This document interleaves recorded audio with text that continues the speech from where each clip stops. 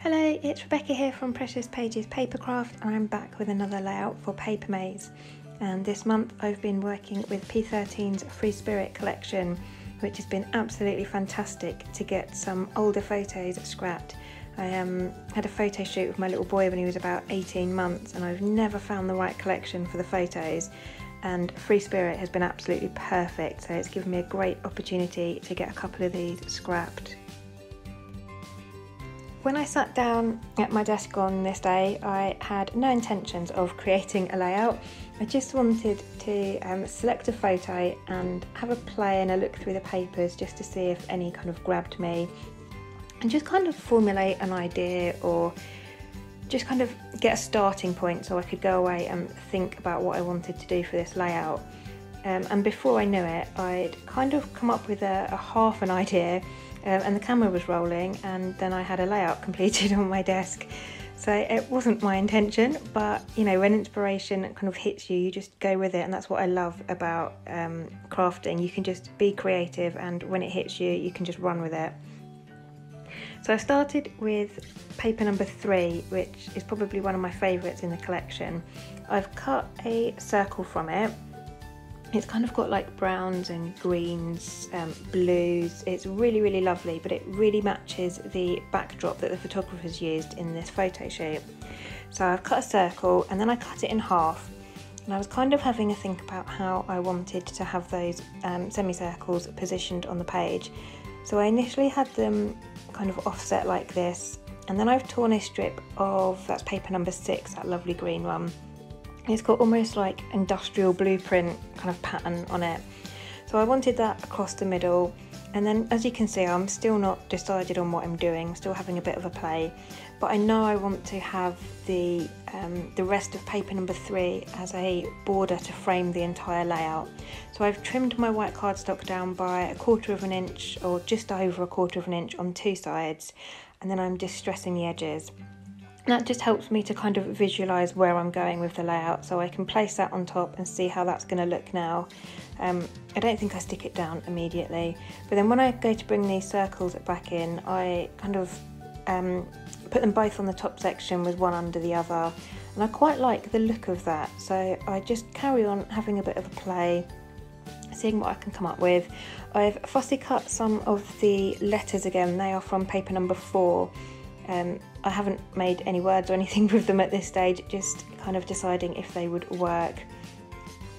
So this layout really is like just me having a bit of a play with no plan. So you'll see a lot of faffing and me sort of, it looks like I'm quite indecisive, but this is just kind of how I work. I have a play with things and go with what I like, and if I don't like it, I try and change it. So you can see I've torn into the top and bottom of my background paper there, and just kind of folded the edges back in on themselves to reveal a bit more of that coloured frame. And then I've punched some circles from paper number 3 again.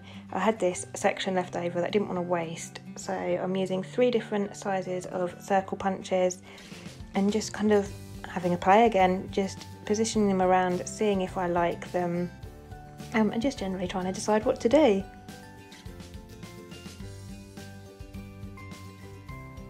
So I've decided I like the green strip across the middle and the 2 circles or 2 semicircles, kind of one on top of the other, behind that. So I get those kind of tacked down with just some double-sided tape so that I can just move them on and off as one piece. It just makes it a bit easier. I'm not one of those people that can move things neatly. When I go to pick one thing up, I usually drag it across something else and end up pulling everything off my page. So by sticking them together and having it as one piece, it just makes life a lot easier.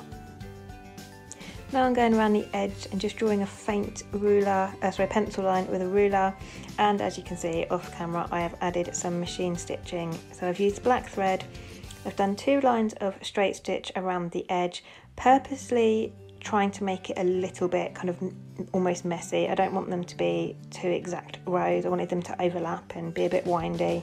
And then across that green strip I've added a couple of rows of straight stitch and then some zigzag stitching as well. And in honesty, the stitching on the green strip was totally pointless because I end up covering it all up with my title. I actually don't think by the end of it you can see any of it. But hey ho, whilst I had the machine out, I just kind of went with it. I decided to add some colour to my background, so I've pulled out a couple of Distress inks and a blending brush, and I'm just using a circular motion just to add some colour to my background. There's no gesso on the page, I'm not adding any water or anything, I'm just putting these inks on dry, so there'll be no warping or anything like that. So no need for gesso. For the orangey colour at the bottom there, I've used Rusty Hinge, and the green kind of teal colour you can see at the top is, I think, Evergreen Bough.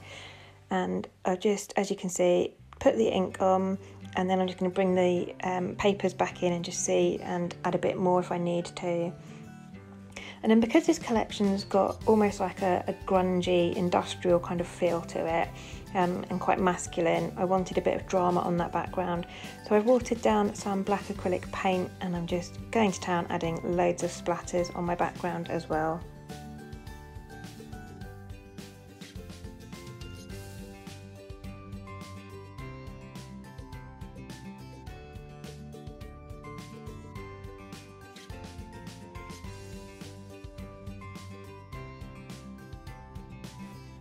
So I dried those splatters off with just a roll of paper towels just to bring up the excess, and then I've stuck down that green strip and the two semicircles. I know that's where they're going to sit. I can't move them now because I've done my mixed media, so I've committed and got those stuck down. And now I'm going to work on my photo.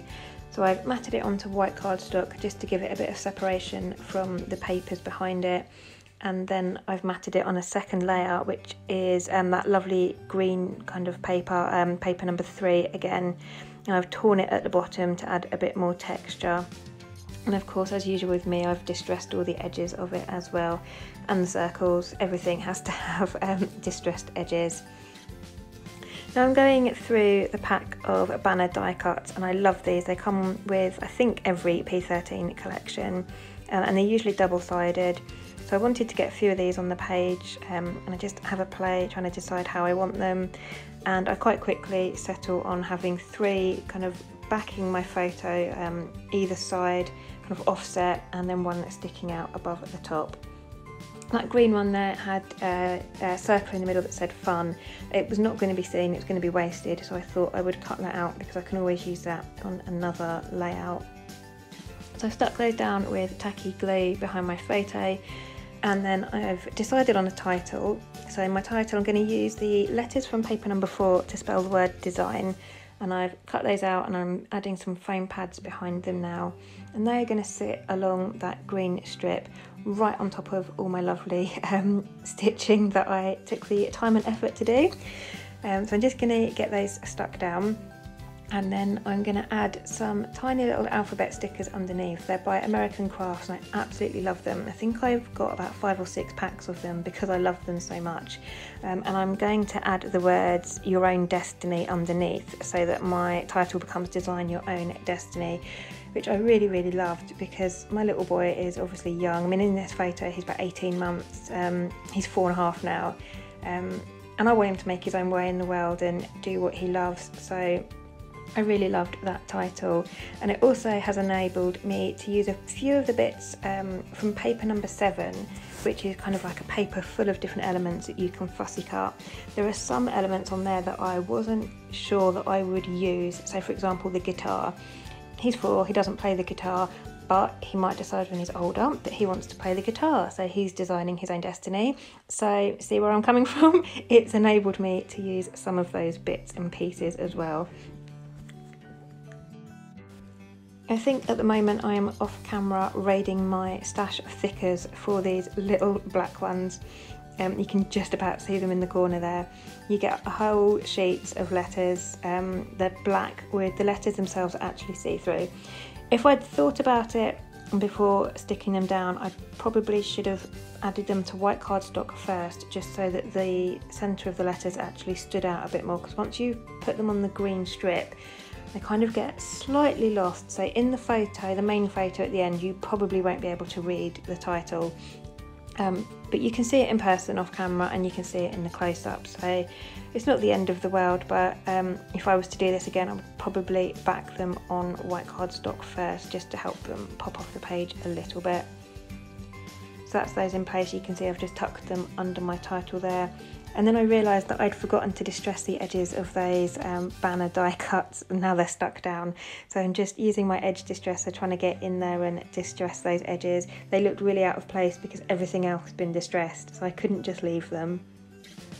And then I'm coming back in with those circles I punched from paper number 3, again obviously distressing the edges, and I'm just going to add a few. I don't add all of them, I'm just going to add a few just to kind of embellish and fill in some of the gaps around the page.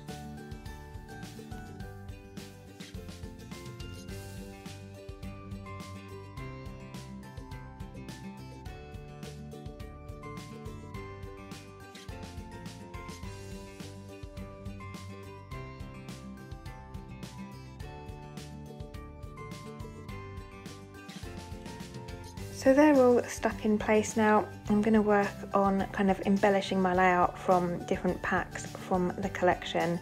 So I've got a sticker here. It's from sticker sheet number 2, and it says, "Wherever you go, go with all your heart." And I thought that was absolutely perfect sentiment to go with my title.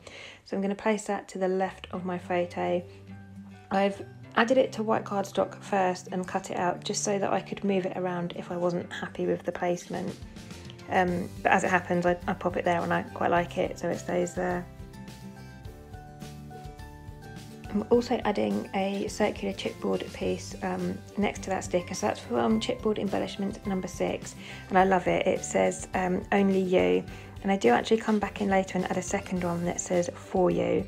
And I really love that, so "Only you, for you," and it kind of made me think that like only he can design his own destiny. It's up to him to do it, so I thought those worked really, really well. So you'll see I come back in later and add a second one to the bottom right of my photo. So I've added some fussy cut elements here. Now these are all from paper number 7. So I've got a guitar and a microphone going above my title there to the left of my photo, and I'm raising the tops of those up on foam pads. And then down the bottom of my photo, I've added a couple of the light bulbs. I'm absolutely obsessed with the light bulbs in this collection. I think they are absolutely amazing. I've used them on both layouts now because I just think they're gorgeous. And to the right of my photo, I've also added some tools. So it's like a screwdriver, a hammer and a spanner. Again, all fussy cut from paper number 7. My little boy is obsessed with tools at the moment. He's got his own little workstation and toolbox and things. And whenever my dad visits to help us out with some DIY jobs, my little boy is straight there with his tool set wanting to help, and it's so cute. So I've put those on as well because I dare say he's going to be quite good with his hands when he's older, and quite a handyman like my dad. I wanted to add a couple of these sentiments from paper number 1. This paper is full of different quotes and sentiments and kind of almost proverbs and things, and they're lovely. Some of them are really, really nice.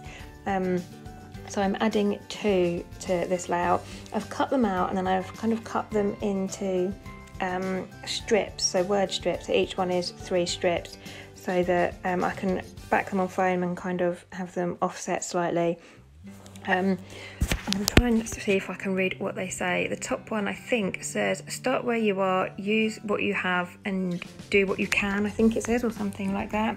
And the bottom one is something similar. It says "Opportunities don't happen, you create them." And I thought both of those worked really well with the whole kind of ethos of this layout and my title. So I absolutely love them. And I've raised them up on foam, and then I'm just getting those stuck down.